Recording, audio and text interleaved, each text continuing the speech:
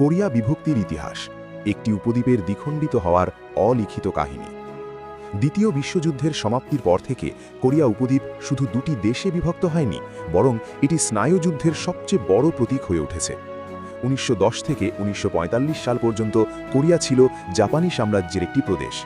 জাপানের বিরুদ্ধে দ্বিতীয় বিশ্বযুদ্ধ শেষ হওয়ার মুখে 1945 সালের আগস্টে জাপানের আত্মসমর্পণের ঘণ্টা বাজে। যুক্তরাষ্ট্র দক্ষিণাংশের জাপানি বাহিনীর আত্মসমর্পণ গ্রহণ করবে। সোভিয়েত ইউনিয়ন উত্তরাংশের বাহিনীর আত্মসমর্পণ নেবে।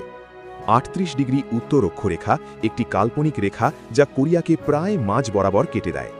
15ই আগস্ট 1948 দক্ষিণ কোরিয়ায় যুক্তরাষ্ট্রের পৃষ্ঠপোষকতায় প্রতিষ্ঠিত হয় কোরিয়া প্রজাতন্ত্র।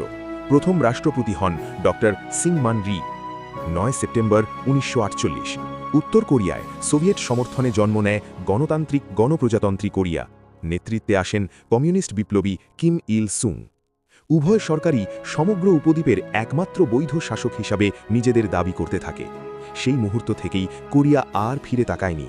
দুটি ভিন্ন ভাষা, ভিন্ন অর্থনীতি ও ভিন্ন সামরিক কাঠামো গড়ে তোলে।